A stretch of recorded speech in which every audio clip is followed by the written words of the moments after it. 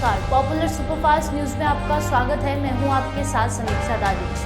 आज की सुपरफास्ट में बात होगी झारखंड के पूर्व सीएम रघुवर दास बने ओडिशा के गवर्नर की, आजम खान के जेल जाते ही जौहर यूनिवर्सिटी पहुंची इनकम टैक्स की। बात करेंगे तेलंगाना में चुनावी शंखनाद के साथ राहुल गांधी ने भरी हुंकार की। सौरभ भारद्वाज ने परिवारवाद के मुद्दे पर बीजेपी पर साधे निशाने। हमास से की संजय राउत ने बीजेपी की तुलना की। साथ ही जानेंगे गाजा में अस्पताल के हमले के बाद अमेरिका और अरब गठबंधन में तनातनी की। गिरिराज सिंह ने नीतीश कुमार पर बोले हमले की। बात करेंगे मध्य प्रदेश चुनाव पर बोले ज्योतिरादित्य सिंधिया की। सीएम भूपेश बघेल ने बीजेपी पर बोले हमले की। और आखिर में बात होगी दिल्ली में 4 डिग्री तक लुढ़ गए तापमान की। इसके साथ ही और भी तमाम बड़ी खबरों से आपको कराएंगे रूबरू। लोकसभा के चुनाव नजदीक आ रहे हैं। झारखंड में बड़े उलटफेर देखने को मिल रहे हैं। झारखंड के पूर्व सीएम रघुवर दास को ओडिशा का राज्यपाल नियुक्त किया गया है। वहीं इंद्रसेना रेड्डी नल्लू को त्रिपुरा का राज्यपाल नियुक्त किया गया है। राष्ट्रपति भवन की ओर से इसकी अधिसूचना जारी की गई। ओडिशा के राज्यपाल बनाए जाने पर रघुवर दास ने भगवान जगन्नाथ के नाम का जयकारा लगाया। उन्होंने कहा कि अब तक जो जिम्मेदारी मिली है उससे अच्छी तरह से निभाया है, आगे भी निभाऊंगा, संगठन का आदेश शिरोधार्य। आजम खान को बुधवार को 7 साल के लिए जेल की सजा हुई। इसके बाद आजम खान और उनके परिवार की मुश्किलें और बढ़ती दिख रही हैं। गुरुवार को आयकर विभाग और CPWD की टीम जौहर यूनिवर्सिटी पहुंची। अधिकारियों ने यूनिवर्सिटी की बिल्डिंग की वैल्यूएशन की। टीमों ने नापी सर्वे करते हुए आजम खान की यूनिवर्सिटी का मूल्यांकन करना शुरू किया। इसके बाद अब विवादित जौहर यूनिवर्सिटी का क्या होगा ये तय होना है। टीम ने हॉस्टल और क्लासरूम समेत यूनिवर्सिटी का सर्वे करके मूल्यांकन किया है। तेलंगाना में कांग्रेस नेता राहुल गांधी और प्रियंका गांधी ने प्रचार अभियान का आगाज कर दिया है। कांग्रेस नेता राहुल गांधी और प्रियंका गांधी वाड्रा ने बस यात्रा शुरू कर तेलंगाना में 30 नवंबर तक होने विधानसभा चुनाव के लिए प्रचार अभियान की शुरुआत की। इस दौरान एक जनसभा को संबोधित करते हुए कांग्रेस नेता राहुल गांधी ने कहा कि तेलंगाना चुनाव में मुकाबला कांग्रेस और BRS के बीच है। हम पहले ही बीजेपी को हरा चुके हैं। रैली में बोलते हुए राहुल गांधी ने कहा कि बीजेपी चाहती है कि तेलंगाना चुनाव में BRS की जीत हो। भाजपा और BRS और AIM एक साथ काम कर रही है। वे कांग्रेस को हराने का प्रयास कर रही है। और कांग्रेस पार्टी के बीच में चुनाव हो रहा है। बीजेपी को हमने परे कर दिया है, हरा दिया है। मगर एक बात याद रखिए, बीजेपी चाहती है कि BRS तेलंगाना में जीते। ये दोनों एक साथ काम कर रहे हैं और इनके साथ MIM भी मिली हुई है। अब देखिए, पार्लियामेंट हाउस में जो भी बीजेपी चाहती थी वो BRS ने किया। किसान बिल में पूरा समर्थन दिया। पार्लियामेंट लो अन्नी चट्टालकी बीजेपी की GST में पूरा समर्थन दिया। तो याद रखिए, ये तीनों पार्टियां एक साथ काम कर रही हैं, कांग्रेस पार्टी को हराने की कोशिश कर रही हैं। और इसका सबसे बड़ा सबूत यह है कि आपके चीफ मिनिस्टर पर ना कोई CBI की इंक्वायरी है, ना कोई ED की इंक्वायरी है, ना कोई इनकम टैक्स डिपार्टमेंट की इंक्वायरी है। विपक्ष के सब नेताओं पर केस लगे हुए हैं। मेरे ऊपर 24 केस लगाए हुए हैं।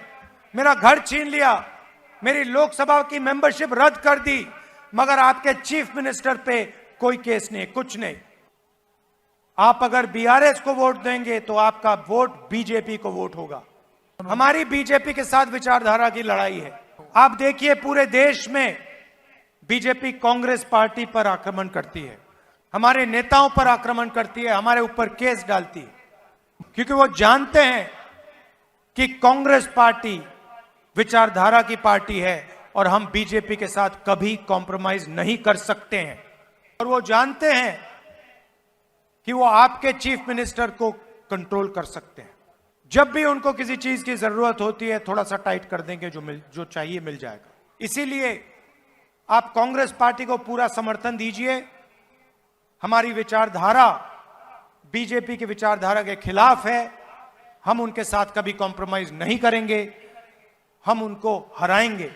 और सिर्फ तेलंगाना में नहीं, हम उनको पूरे देश में हराएंगे। कर्नाटक में हराया, हिमाचल में हराया, तेलंगाना में हराएंगे, राजस्थान, मध्य प्रदेश, छत्तीसगढ़, मिजोरम, हर स्टेट में हम बीजेपी को हराएंगे। इसीलिए बहुत जरूरी है कि आप यहां कांग्रेस पार्टी को पूरा समर्थन दें और बीजेपी की जो बी टीम है इसको यहां हरवाएं। आप सब यहां शाम के समय आए। पिछले कई दशकों से वंशवाद की राजनीति को लेकर कांग्रेस पर सवाल उठते आए हैं। बीजेपी और खुद प्रधानमंत्री नरेंद्र मोदी तमाम चुनावी जनसभाओं में इसका जिक्र करते हैं। आप नेता सौरभ भारद्वाज ने विपक्षी पार्टी पर परिवारवाद का आरोप को लेकर बीजेपी पर पलटवार किया है। उन्होंने कहा कि जब भी भाजपा परिवारवाद की बात करती है तो मुझे आश्चर्य होता है कि केवल कांग्रेस, समाजवादी पार्टी और लालू प्रसाद यादव के परिवार के बारे में ही क्यों बात करते हैं। उन्होंने कहा कि भाजपा में कई नेता ऐसे हैं जो परिवारवाद का उदाहरण है। पार्टी परिवारवाद की बात करती है तो इसके अंदर सिर्फ कांग्रेस के परिवार की बात क्यों होती है, समाजवादी के परिवार की बात क्यों होती है और लालू प्रसाद के परिवार की बात क्यों होती है। राजनाथ सिंह जी का भी परिवार है, अनुराग ठाकुर का भी परिवार है, ज्योतिरादित्य सिंधिया का भी परिवार है, जतिन प्रसाद का भी परिवार है, राजनाथ सिंह जी का परिवार है, गृह मंत्री अमित शाह जी का परिवार है। भारतीय जनता पार्टी के अंदर सैकड़ों परिवार राजनीति के अंदर हैं।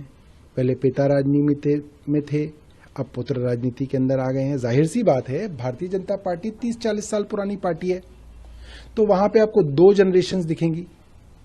कांग्रेस जो है वो 150 साल पुरानी पार्टी है तो वहां पे 3-3, 4-4 जनरेशन्स दिखेंगी। मगर क्या भारतीय जनता पार्टी ने परिवारवाद को रोकने के लिए कुछ किया? क्यों है ऐसा कि अमित शाह जी के बेटे और अरुण जेटली के बेटे ही देश के क्रिकेट को चलाएंगे? उनके अंदर ऐसी क्या खास बात है? जाहिर सी बात है कि वो बड़े नेताओं के बेटे हैं, इसलिए वो आज उन पदों पे हैं। तो भारतीय जनता पार्टी को अपने परिवारवाद के इजराइल और फिलिस्तीन विवाद में असम के सीएम हिमंत बिस्वा शर्मा ने बयान पर पलटवार करते हुए संजय राउत ने कहा कि असम के सीएम जिस पार्टी में हैं वे हमास से कम नहीं हैं। उन्हें पहले इतिहास पढ़ना और समझना चाहिए। वो बीजेपी में हैं तो उन्हें फिलिस्तीन और इजराइल के बारे में पूर्व पीएम अटल बिहारी वाजपेयी की क्या भूमिका रही है उसे जानना चाहिए। ये जो है असम के मुख्यमंत्री बोल रहे हैं, पहले तक कांग्रेस में थे, कांग्रेस का नमक खाया था, आज नमक का कारखाना बदल लिया है। लगता है वो भी आज जिस पार्टी में है वो हमास से कम नहीं है। टेररिज्म, अपने विरोधियों को खत्म करना, एजेंसी का दुरुपयोग करना। देखिए, सबसे पहले ये महाशय ने, मुख्यमंत्री महोदय ने इतिहास को पढ़ना चाहिए, इतिहास को समझना चाहिए। खास करके आप वो बीजेपी में है तो पैलेस्टाइन और इसराइल के बारे में अटल बिहारी वाजपेयी साहब की क्या भूमिका रही है ये एक बार समझ लीजिए। शरद पवार ने जिस तरीके से बयान दिया फलस्तीन के सपोर्ट में, उसके बाद से बीजेपी पैलेस्टाइन की सपोर्ट की भूमिका पवार साहब की नहीं है, देश की है। ये देश की भूमिका है, देश के विदेश मंत्रालय की भूमिका है, हमारी विदेश नीति है। चाहे पंडित नेहरू, इंदिरा जी हो या अटल बिहारी वाजपेयी हो, सभी प्रधानमंत्री, सभी सरकारों ने यही भूमिका ली है। आखिर सर कि जिस तरीके से सर ओवैसी कह रहे हैं कि राहुल गांधी ने अपनी जो सीट है अमेठी की गिफ्ट की बीजेपी को। 2024 पता चलेगा कौन क्या किसी को गिफ्ट करता है और कौन किसी की बी टीम की तरह अपने आप को किसी और को गिफ्ट करता है। गाजा पट्टी में अस्पताल पर हमले के बाद सारे समीकरण एक बार फिर उलटते नजर आए। अमेरिका ने जहां एक तरफ अस्पताल पर हमले को लेकर दुख जताया, वहीं राष्ट्रपति जो बाइडेन इजराइल के दौरे पर पहुंच गए। जो बाइडेन पहले जॉर्डन भी जाने वाले थे, लेकिन अस्पताल पर मिसाइल गिरने और सैकड़ों लोगों की मौत के बाद अरब देशों ने बातचीत से हाथ पीछे खींच लिए। अमेरिका के रूप से सऊदी अरब, इजिप्ट समेत अन्य अरब देशों में नाराजगी साफ नजर आ रही है। दरअसल इजराइल पहुंचते ही जो बाइडेन ने इजराइल को क्लीन चिट देते हुए कहा कि ऐसा लगता है कि अस्पताल पर हमले के पीछे गाजा के आतंकी संगठनों का हाथ है। गिरिराज सिंह ने सीएम नीतीश कुमार पर हमला बोला है। उन्होंने कहा कि सनातन धर्म से है भारत की पहचान है। नीतीश कुमार और लालू प्रसाद यादव इफ्तार करते हैं क्योंकि टोपी से उनको वोट मिलता है। मैं आप लोगों से पूछूं कि नीतीश कुमार, लालू जी सब लोग इफ्तार करते रहे, तब तो आपने कभी नहीं कहा कि तुष्टीकरण है। अगर मैं नवरात्र में फलहार और माता का जागरण हो रहा है और हमारे जैसे लोग अन्य लोग जा रहे हैं, ये तुष्टीकरण आपको लग रहा है? अरे भारत की पहचान सनातन के बगैर है क्या? अब तो मेरा दुर्भाग्य है कि नीतीश कुमार के राज्य में हमारी दुर्गा मूर्ति का विसर्जन हो जाता है। इस गली से मत जाइए, उस गली से जाइए। कभी कभी मूर्ति खंडित भी हो जाता है। जो तत्व हैं जिनको प्यारा है नीतीश कुमार, और नीतीश कुमार को प्यारे हैं वे लोग जो पीएफआई का झंडा उठाते हैं, उनके डर से हमारे ऊपर बंदिश लगाते हैं, तब तो आपको तुष्टीकरण नहीं दिखता। ये तो मैं कह रहा हूं कि अब समय आ गया है, भारत के सनातन संस्कृति के वैभव का समय आया है। हम सब इकट्ठे होकर के इस सनातन की अगुवाई करेंगे। क्या इफ्तार में टोपी पहनने में शर्म नहीं आती है? नवरात्रों में ये गेरुआ गमछी पहनने में शर्म आता है लोगों को? बहुत लोगों को आता है। टोपी पहनने में तो वोट मिलता है। हमें तो हिंदुओं को जातियों में विभक्त करके वोट की राजनीति की जाती है। आपने देखा होगा 2 दिन पहले टीचर्स भाई बहन को क्या हुआ? नहीं, एक मुगलिया संतुलन है। आपको नवरात्र में जो उपासना का समय है, आपको ट्रेनिंग करना पड़ेगा। लेकिन मां दुर्गे ने सभी हिंदू दुर्गे की उपासना करने वाली इकट्ठे हुए और वैसे तत्वों को वापस लेना पड़ा। इसके पहले रक्षाबंधन में क्या हुआ? रक्षाबंधन में इन्होंने हमारी छुट्टियां काट ली, हिंदुओं की। मुसलमानों को की छुट्टी काटने की हिम्मत नहीं है, क्योंकि अब तो डबल हो गया। एक करेला तीत दूजे नीम चढ़ाए, एक नीतीश बाबू दूसरे लालू बाबू। तो कहां से हजरत साहब के बल छुट्टी पर कटेगा जन्मदिन पर? लेकिन इनके शिक्षक तो गए स्कूल, लेकिन हिंदू के बेटी बेटियों ने नहीं गया। एक मुंह पर कड़ा तमाचा लगा। और मैं समझता हूं कि जब जब हिंदू जागेगा, उनको समझ में आ जाएगा ये वोट बैंक ये भी हो सकता है। और मैं तो प्रार्थना करता हूं इस नवरात्र में, हे हिंदू भाइयों, जात सबका रहेगा, जात के बगैर हम नहीं रहेंगे, लेकिन हिंदू बनो, नहीं तो ये कुचल देंगे पाकिस्तान की तरह। सर, ये कृषि रोड मैप चौथा मुख्यमंत्री ने लॉन्च किया, काफी तारीफ किया उन्होंने कि बिहार किस तरीके से आगे बढ़ रहा है कृषि क्षेत्र में, कि नालंदा के किसान ने कैसे विदेशों में नाम कमाया। नालंदा के किसान ही आगे बढ़ते हैं। रोड मैप केवल नालंदा नहीं है नीतीश बाबू, कल्याण बिघा विकसित पंचायत है या गांव है। पूरा बिहार विकसित कल्याण बिघा की तरह नहीं है। आपकी नजर दूसरे जगह भी खुले। 4 कृषि रोड मैप लागू कर रहे हैं, तब तो आपके हिसाब से हर किसान बम बम करता। ये केवल 100 पीस है। और ठीक ही राज्यपाल महोदय ने कहा कि जब तक नीचे इसका असर नहीं दिखता, तो 3 में क्या दिखा? नीतीश बाबू के बंगले पर आम का बगीचा अच्छा लग गया। अगर वही कृषि रोड मैप है, तब तो भगवान भला करे। शशि थरूर ने कहा है कि मल्लिकार्जुन खड़गे या राहुल गांधी ही प्रधानमंत्री पद के इंडिया अलायंस को लीड कर सकते हैं या प्रधानमंत्री पद के उम्मीदवार हो सकते हैं? कहीं ना कहीं जदयू को बहुत बड़ा क्या लगता है झटका लगा है? क्योंकि भाई जदयू को तो झटका लग चुका कब को। अब 33,000 का झटका चाहते हैं तो अलग बात है, इनको निकाल दे। आखिर मैं बार बार कहता हूं कि इनको रखे भी क्यों, जिनको बिहार में राजनीतिक विश्वसनीयता नहीं। तो कांग्रेस के पीछे कौन है? लालू यादव जी खड़े हैं, वो तो राहुल गांधी को यही अनाउंस कर दिया था और आगे चल के तो मीट भी खिला दिया, दुल्हा भी बना दिया, बारात भी सज दिया। तो पहले तो बड़े भाई इनको लंघी मार रहे हैं, हमें क्या लेना देना। कुछ पॉलिटिशियन फिलिस्तीनी को सपोर्ट कर रहे हैं, भारत के कुछ राजनेताओं का।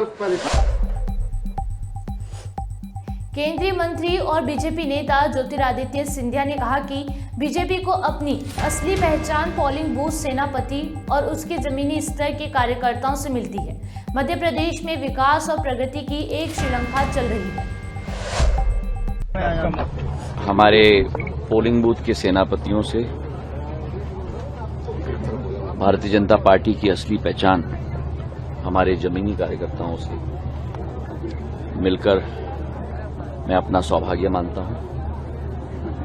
पिछले 3 घंटे से एक एक कार्यकर्ता के साथ परिचय, एक एक कार्यकर्ता के साथ संबंध, एक एक कार्यकर्ता के साथ सतत संपर्क और सतत संवाद, यही हमारी कोशिश रही है। चुनाव के समय में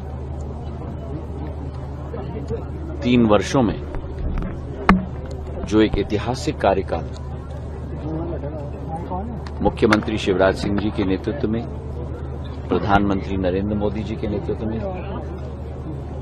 मध्य प्रदेश में एक नई विकास और प्रगति की लकीर खींची गई है। चाहे डबरा की बात करें, ग्वालियर की बात करें, मुरैना की बात करें, भिंड की बात करें, दतिया की बात करें, गुना, शिवपुरी, अशोकनगर की बात करें या कांग्रेस नेता राहुल गांधी के बयान का मुख्यमंत्री भूपेश बघेल ने समर्थन किया है। उन्होंने कहा कि खदान, हवाई अड्डे, रेलवे सब कुछ अडानी के पास जा रहा है। ऐसा क्या है कि ये सब चीजें अडानी के हाथों में दी जा रही है? राहुल गांधी सही कह रहे हैं। राहुल गांधी जी ने आज 32,000 करोड़ का आरोप अडानी जी के ऊपर लगाया। बिल्कुल सही बात है। पूरे देश को अडानी, जो खदान है वो अडानी जा रहा है, एयरपोर्ट है अडानी जा रहा है, जो शिप यार्ड है वो अडानी जा रहा है, रेलवे स्टेशन वो अडानी जा रहा है। बचा क्या है? फैक्ट्रियां सब अडानी जा रहा है। ऐसा क्या है? सब चीज अडानी के हाथ में जा रहा है। यहाँ भी ये जो उल्टा लटकाने की बात कर रहे हैं, तो रमन सिंह ही एकमात्र व्यक्ति हैं जिसके कार्यकाल में लोहा का खदान अडानी गया, कोयला खदान अडानी गया। अभी तो एसीसीएल के खदान को भी अडानी को दे दिए। तो यदि गांधी जी यदि ये बोल रहे हैं तो बिल्कुल सही बोल रहे हैं। आखिर जब देश में कोयला है तो फिर विदेश से क्यों और उसे बाध्य क्यों कर रहे हैं? आज यदि बिजली बिल महंगा हो रहा है, क्यों हो रहा है?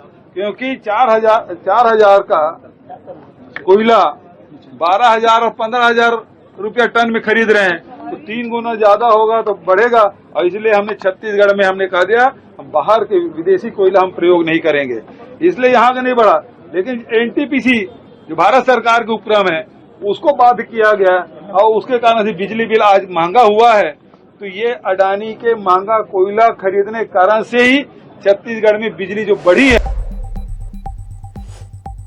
राजधानी दिल्ली समेत उत्तर भारत के ज्यादातर राज्यों में इन दिनों मौसम का मिजाज बदला हुआ है।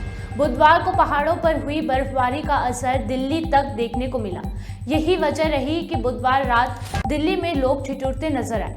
मौसमी उतार चढ़ाव के बीच राजधानी में तापमान में गिरावट के साथ ही ठंड ने भी दस्तक दे दी है। हालांकि बीते 2 दिनों तक अधिकतम तापमान में 4 डिग्री की गिरावट के बाद बुधवार को इसमें मामूली बढ़ोतरी देखने को मिली। बावजूद इसके राजधानी की आबो हवा में ठंडक बरकरार है। सुपरफास्ट टॉप 10 न्यूज में आज के लिए इतना ही। देश और विदेश की तमाम बड़ी खबरों से जुड़े रहने के लिए देखते रहिए पॉपुलर टीवी।